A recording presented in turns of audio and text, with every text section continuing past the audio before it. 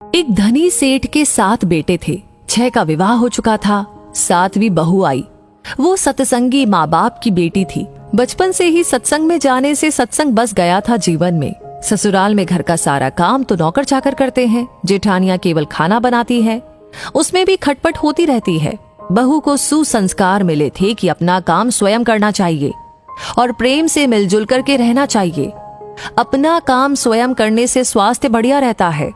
उसने युक्ति खोज निकाली और सुबह जल्दी स्नान करके शुद्ध वस्त्र पहनकर पहले ही रसोई में जा बैठी। जेठानियों ने टोका, लेकिन फिर भी उसने बड़े प्रेम से रसोई बनाई और सबको प्रेम से भोजन कराया। सभी बड़े तृप्त व प्रसन्न हुए। दिन में सास छोटी बहू के पास जाकर बोली, बहू तू सबसे छोटी है, तू रसोई क्यों बनाती है? तेरी 6 जेठानियां हैं। बहू ने कहा, माँ जी, कोई भूखा अतिथि घर आ जाए तो उसको आप भोजन क्यों कराते हैं?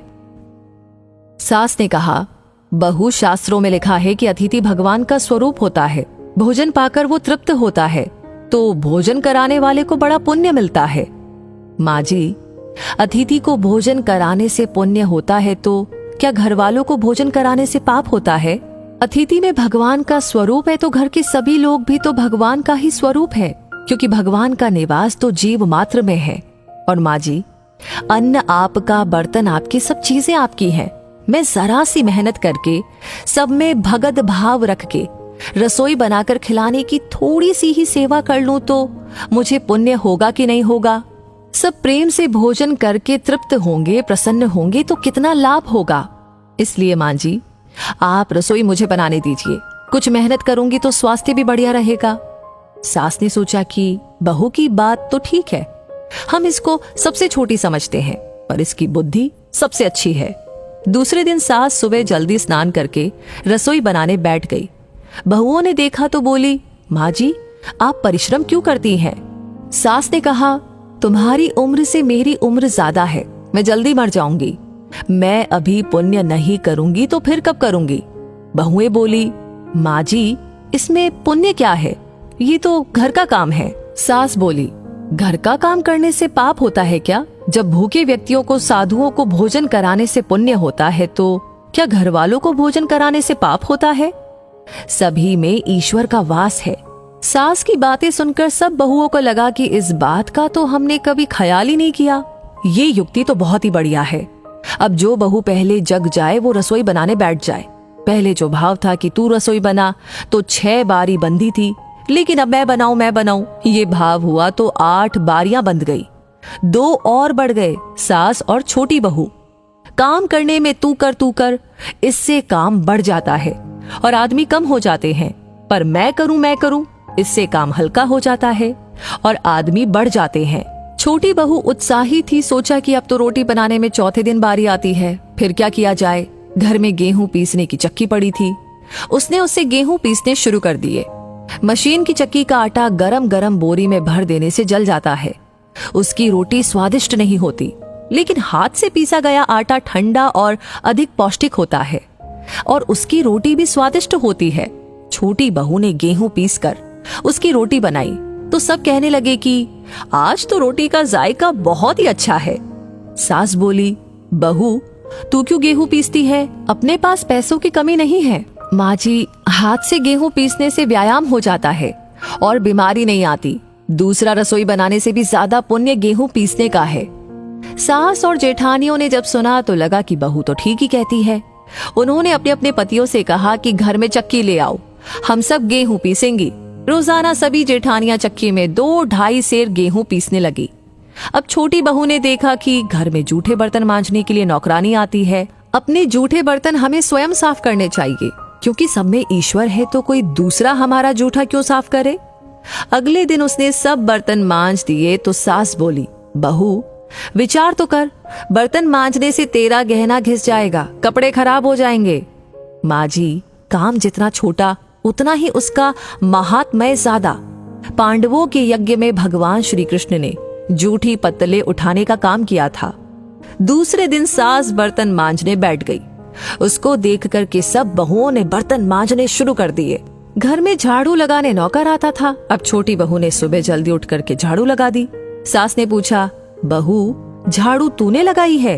माँ जी, आप मत पूछिए, आपको बोलती हूँ तो मेरे हाथ से काम चला जाता है। झाड़ू लगाने का काम तो नौकर का है, तो तू क्यों लगाती है? माँ जी, रामायण में आता है कि वन में बड़े बड़े ऋषि मुनि रहते थे, लेकिन भगवान उनकी कुटिया में न जाकर के पहले शबरी की कुटिया में गए, क्योंकि शबरी रोज चुपके से झाड़ू लगाती थी, पंपा सरोवर का रास्ता साफ करती थी कि कहीं आते जाते ऋषि मुनियों के पैरों में कंकड़ न चुभ जाए। सास ने देखा कि ये छोटी बहू तो सबको लूट लेगी, क्योंकि ये सबका पुण्य अकेले ही ले लेती है। अब सास और सब बहुओं ने मिलकर के झाड़ू लगाना शुरू कर दिया।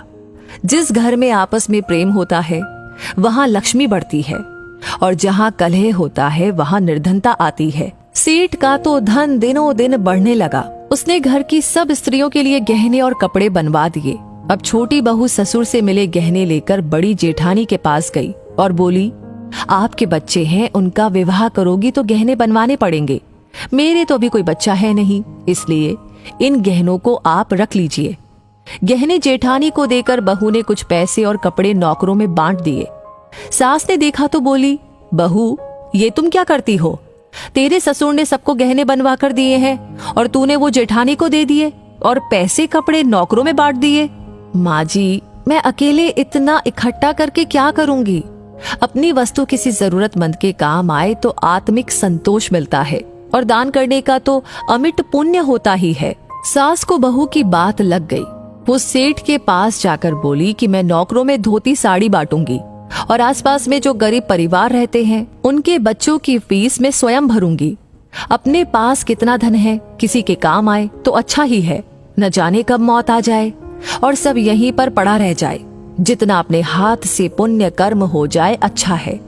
सेठ बहुत प्रसन्न हुआ कि पहले नौकरों को कुछ देते थे तो लड़ पड़ती थी, पर अब कहती है कि मैं खुद ही दूंगी। सास दूसरों को वस्तुएं देने लगी तो ये देख कर के दूसरी बहुएं भी देने लगी।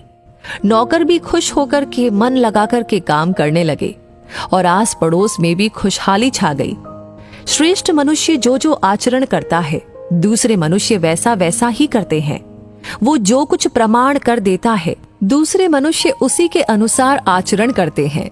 छोटी बहू ने जो आचरण किया उससे उसके घर का तो सुधार हुआ ही, साथ में पड़ोस पर भी अच्छा असर पड़ा। उनके घर में भी सुधार आया। देने के भाव से आपस में प्रेम भाईचारा बढ़ गया। इस तरह बहू को सत्संग से मिली सूझबूझ ने उसके घर के साथ अनेकों घरों को खुशहाल कर दिया। तो दोस्तों, इस कहानी को सुनते हुए आप क्या महसूस कर रहे थे? आपकी क्या राय है? हमें कमेंट सेक्शन में लिख करके अपनी राय जरूर बताएं। लाइक ऑलरेडी आपने कर दिया है तो इस कहानी को बहुत सारे लोगों के साथ शेयर करना बिल्कुल ना भूले, क्योंकि आपका हर एक लाइक, हर एक कमेंट, हर एक शेयर हमें प्रेरणा देता है ऐसी कहानियों पर काम करने के लिए, आप तक पहुंचाने के लिए।